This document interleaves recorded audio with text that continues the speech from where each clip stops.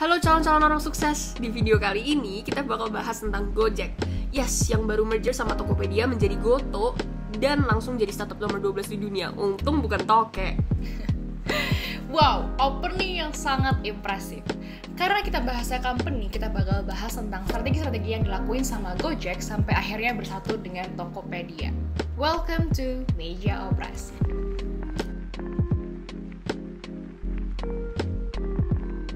Gojek pertama kali ada karena Nadiem Makarim, co-founder Gojek, dan dia suka naik ojol. Dari situ dia ngerasa kesulitan buat cari ojek plus harganya bisa naik turun sesuai kemauan si abang. Dari sana dia mulai kepikiran buat cari solusi dari masalah itu. Dan lahirlah Gojek, startup yang cuma terdiri dari 10 tim dan 20 drivers. Kalau disimpulin, Gojek itu lahir dari masalah yang ditemukan di sekitar kita.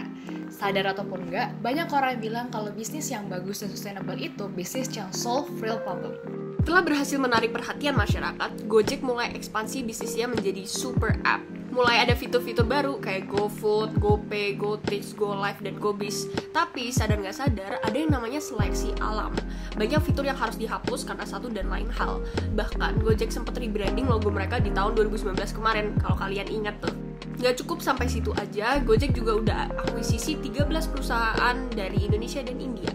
Aplikasi karya anak bangsa yang super duper keren. Mari kita bahas satu persatu. Pertama, keluarin banyak fitur. Sisi positifnya adalah perkembangan yang terus berkelanjutan ini membuat jangkauan Gojek makin luas. Bukan cuma mereka yang butuh jasa transportasi online, tapi perkembangan itu juga menguras waktu, tenaga, dan juga duit. Dan lebih sedih kalau ternyata apa yang dikembangkan belum bisa diterima dengan baik. But it's okay, karena dari situ Gojek bisa belajar dan evaluasi. Ingat, nggak ada salahnya mencoba. #semua bisa mulai.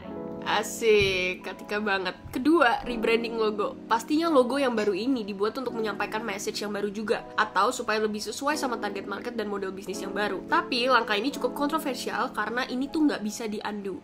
Kalau fitur-fitur tadi bisa tuh dihilangkan kalau memang ternyata kurang cocok gitu. Terus kalau in the future cocok, dipasang lagi. Selanjutnya butuh waktu juga untuk adaptasi ke logo yang baru. Sesimpel cari aplikasinya, loh mana ya Gojek? Oh iya, udah ganti logo. Ketiga, akuisisi perusahaan atau membeli perusahaan. Pro-nya, Gojek bisa menjangkau market yang lebih luas plus mengurangi persaingan. Contoh sederhananya, Gojek beli Mitrans, startup yang menyediakan berbagai payment gateway. Dari sini, kasarannya, kalau gue mau pakai Mitrans, gue akan dipermudah untuk nyambungin ke GoPay dibandingkan fintech lainnya.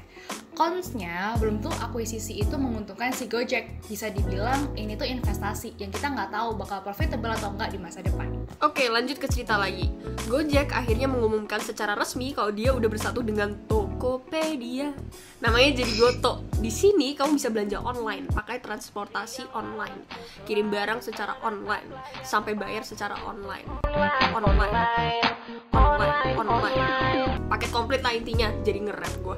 Secara garis besar, di bawah payung Goto bakal ada Gojek, Tokopedia, dan Goto Finansial. Buset, merger ini bisa memperkuat kedua belah pihak. Terlihat keren, tapi bukan berarti nggak ada sisi negatifnya. Sama kayak menyatukan dua keluarga di pernikahan, gabungin dua perusahaan jadi satu itu ribet banget. Kenapa? Karena bakal banyak banget perbedaan dan adaptasi yang harus dilakuin.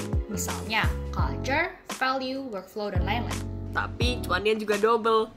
Let's wrap up this episode. Ada 3 bagian yang dibahas di episode kali ini. Awal mula Gojek itu ada, perjalanannya menjadi super app, dan akhirnya bersatu dengan Tokopedia. Secara singkat, jangan takut untuk berinovasi dan ambil resiko. Oh iya, jangan lupa buat evaluasi and do adequate research. BTW, katanya Goto mau IPO nih. Tungguin ya. Like we always say at Katika, semua bisa mulai. Stay tuned and always remember, we'll be back.